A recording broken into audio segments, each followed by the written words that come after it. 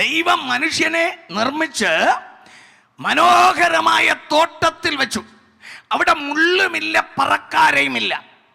എന്നാൽ മനുഷ്യൻ പാപം ചെയ്തപ്പോൾ ഈ തോട്ടം അവന് നഷ്ടപ്പെട്ടു. ശാപഭൂമിയിൽ മനുഷ്യനെ വലിച്ചെറിഞ്ഞു. അവിടെയാണ് മുള്ളും പറക്കാരയും മുളച്ചത്. അപ്പോൾ മാനവജാതി മുഴുവനും ഇപ്പോൾ ആയിരിക്കുന്നത് മുള്ളുകളുടെ ഇടയിലാണ്. മുള്ളുകളുടെ ദണ്ഡനം, മുറിവുകൾ, മനമുറിവ്, ആത്മാവിൽ മുറിവ്, കുടുംബത്തിനകത്ത് പ്രശ്നങ്ങൾ, പോരാട്ടങ്ങൾ. ആമേൻ. മുള്ളുകൾ കുത്തുന്നു.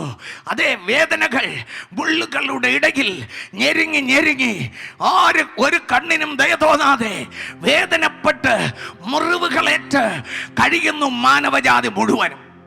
എന്ന് പറഞ്ഞാൽ യെരുശലേമിൽ നിന്ന് എരികോവിലേക്ക് പോയ മനുഷ്യൻ കള്ളന്മാരുടെ കയ്യിലകപ്പെട്ട്, ആമേൻ, കള്ളന്മാർ അവനെ തല്ലിച്ചതച്ച് അർത്ഥപ്രാണനായി വലിച്ചെറിഞ്ഞതുപോലെ ആ അർത്ഥപ്രാണനായി വേദനപ്പെട്ട് കിടക്കുന്ന മനുഷ്യൻ നിലവിളിച്ച്, ദാഹം കൊണ്ട് നിലവിളിച്ച്, വേദന കൊണ്ട് നിലവിളിച്ച്, ആമേൻ, എങ്കിലും നിലവിളി കേൾക്കാൻ ആരുമില്ലാതെ കിടന്നു.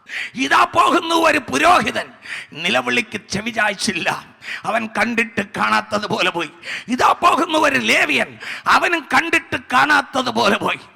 ഈ വേദനയിൽ കുളിച്ചു കിടക്കുന്ന മനുഷ്യനെ രക്ഷിപ്പാൻ ആരുമില്ലാത്തതുപോലെ ശാപഭൂമിയിൽ മുള്ളുകളുടെ കുത്തേറ്റ് മനമുറിവേറ്റ് ജീവിക്കണമോ മരിക്കണമോ, ആത്മഹത്യ ചെയ്യണമോ, ഞാൻ ഇനി എന്ത് ചെയ്യും, ഈ കടഭാരം, ഈ മനഭാരം, ആമൻ, ഈ കുടുംബത്തിലെ പ്രശ്നങ്ങൾ, ഇവ കൊണ്ട് സഹികെട്ട നിലയിൽ രക്ഷപ്പെടുവാൻ ഒരു വഴിയുമില്ലല്ലോ എന്ന് നിലവിളി കൂട്ടിക്കൊണ്ട് കിടക്കുന്ന എത്ര എത്ര എത്ര പേർ.